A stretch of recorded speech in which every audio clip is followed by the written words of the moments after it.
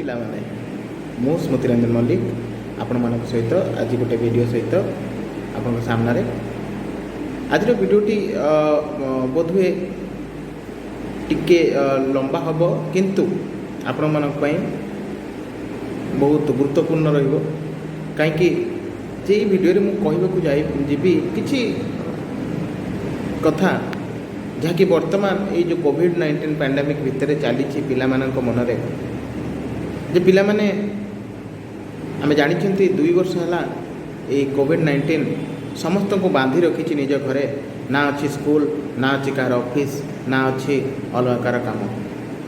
କିନ୍ତୁ ତାପରେ ମଧ୍ୟ ଆମେ ଆମର ଭବିଷ୍ୟତକୁ ଦେଖିବା ନିହାତି ଆବଶ୍ୟକ। ଆମେ ଦେଖୁଛୁ ପିଲାମାନେ ସବୁ କେବଳ ଅନଲାଇନ୍ କ୍ଲାସ୍ କରୁଛନ୍ତି। ଅନଲାଇନ୍ କ୍ଲାସ୍ କଲା ପରେ ଆଉ ପାଠପଢ଼ା ନାହିଁ। 2 ଘଣ୍ଟା 3 ଘଣ୍ଟା କି 4 ଘଣ୍ଟାର କ୍ଲାସ୍ ପରେ ଘରେ ପଡ଼ିଲେ। କିନ୍ତୁ ଯେତେବେଳେ ସ୍କୁଲ ଖୋଲା ଥିଲା ସେତେବେଳେ ତ ଆମେ ପାଠ ପଢ଼ୁଥିଲେ। ସେତେବେଳେ ତ 10ଟାରୁ 4ଟା, ସେଥିରେ ଟ୍ୟୁସନ୍ ଅଛି, ସେଥିରେ ଅଲଗା କାମ ଅଛି, ଏତେ କାମ କରୁଥିଲେ। କିନ୍ତୁ ବର୍ତ୍ତମାନ କାହିଁକି ଏଇସବୁ ଘଟଣା ଘଟୁଛି?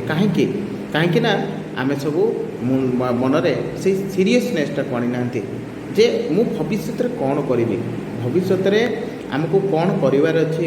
ଯଦି ଆମେ ଆଜି ଏମିତି ଏଇ ଯେଉଁ ସ୍କୁଲ ଛୁଟି ଅଛି, ତ ବହୁତ ଗୁଡ଼ିଏ ପରିସ୍ଥିତି ଆସି ଆମେ ଜାଣିଛୁ ଯେ ଦୁନିଆ ପରିବର୍ତ୍ତନଶୀଳ। ଦୁନିଆ କେତେବେଳେ ବହୁତ ପ୍ରକାରର ପରିବର୍ତ୍ତନ ଆମେ ଦେଖୁଛନ୍ତି।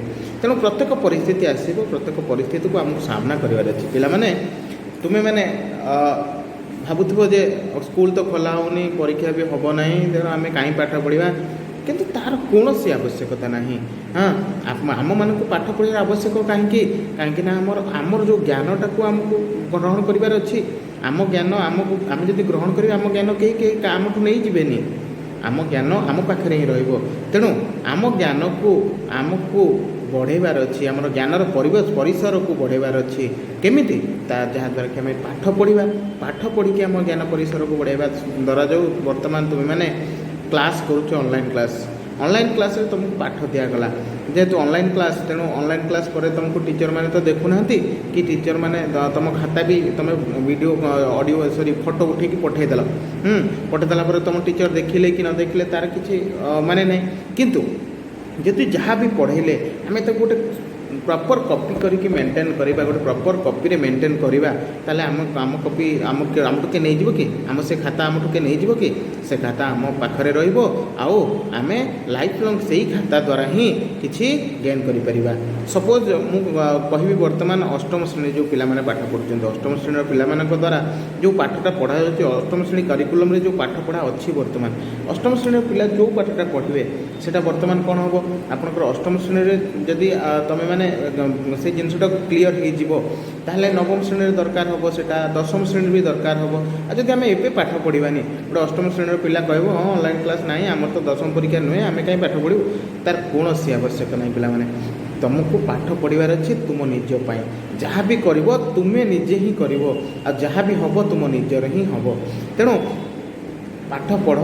ପାଠ ଯେଉଁ ସମୟରେ ଆସିଲା, ତୁମର ଅନଲାଇନ୍ କ୍ଲାସ୍ରେ ସାର୍ ପଢ଼େଇ ଦେଲେ କି ମ୍ୟାଡ଼ାମ୍ ପଢ଼େଇ ଦେଲେ କି ଦିଦି ପଢ଼େଇ ଦେଲେ କି ତୁମ ଯିଏ ବି ପଢ଼େଇ ଦେଲେ ଅନଲାଇନ୍ କ୍ଲାସ୍ର ପାଠକୁ ତୁରନ୍ତ ହିଁ ଯାଇକି ନିଜେ ପାଠ ପଢ଼, ନିଜେ ଦେଖ। ଆଉ ତାକୁ ଦେଖି ସାରିଲା ପରେ ନିଜେ ସେଇ ପାଠଟାକୁ ବାରମ୍ବାର ପଢ଼, ଯାହାଦ୍ୱାରା କି ତୁମର ସେ ପାଠଟା ମନେ ରହୁ, ଯେଉଁଟାକି ଆଗାମୀ ଭବିଷ୍ୟତରେ ତୁମର କାମରେ ଆସିବ। ଦ୍ୱିତୀୟ କଥା, ଆମ ଟ୍ୟୁସନ୍ ସାର୍ ଆସିଲେ, ଟ୍ୟୁସନ୍ ସାର୍ ପଢ଼େଇ ଦେଇକି ପଳେଇଗଲେ। ଟ୍ୟୁସନ୍ ସାର୍ ତ ଘଣ୍ଟାଏ ପଢ଼େଇଲେ କି 2 ଘଣ୍ଟା ପଢ଼େଇଲେ, ଅଧିକା ତ ପଢ଼େଇ ପାରିବେନି ଟ୍ୟୁସନ୍ ସାର୍, ତୁମ ଘରେ ରହିବେନି ତ ଆଉ। ତେଣୁ ଟ୍ୟୁସନ୍ ସାର୍ ଯେଉଁ ପାଠଟା ପଢ଼େଇଲେ ତାକୁ ମଧ୍ୟ ସାଙ୍ଗେ ସାଙ୍ଗେ ରିଭ୍ୟୁ କର। ଆଉ ସେ ପାଠଟାକୁ କ୍ଲିଅର୍ ନ ହେଲା ପର୍ଯ୍ୟନ୍ତ ବାରମ୍ବାର ଯଦି କ୍ଲିଅର୍ ନ ହେଉଛ ସାର୍ଙ୍କୁ ପଚାର। ତେଣୁ ପଚାରିବା ଦ୍ୱାରା କ'ଣ ହେବ? ପିଲାମାନେ, ଆମେ ସେଇ ଜିନିଷଟାକୁ କ୍ଲିଅର୍ ହେଇଗଲେ, ଥରିଏ ଯଦି ଆମେ କ୍ଲିଅର୍ ହେଇଯାଉଛନ୍ତି, ଆମର ଯଦି ଫଣ୍ଡାମେଣ୍ଟାଲ୍କୁ ଆମେ କ୍ଲିଅର୍ କରୁଛନ୍ତି, ପାଠ ଆକ୍ଚୁଆଲି କ'ଣ, ସେଇ ଜିନିଷଟା କ'ଣ? ସେଣ୍ଟେନ୍ସେସ୍, ସପୋଜ୍ ଗୋଟେ ବିଷୟ ସେଣ୍ଟେନ୍ସେସ୍। ଆଚ୍ଛା, ସେଣ୍ଟେନ୍ସେସ୍ ମାନେ ହେଉଛି କ'ଣ? ବାକ୍ୟ ଆମେ ଜାଣିଛନ୍ତି। ସେଣ୍ଟେନ୍ସେସ୍ ଆମେ ସାଧାରଣ କଥାରେ କହିଦେବା କେତେ ଗୁଡ଼ିଏ ଶବ୍ଦର ସମାହାରରେ ସେଣ୍ଟେନ୍ସ ବା ବାକ୍ୟ ଗୋଟେ ତିଆରି ହୁଏ। ଆଉ ଇଂଲିଶରେ କହିଲେ a group of words is called a sentence.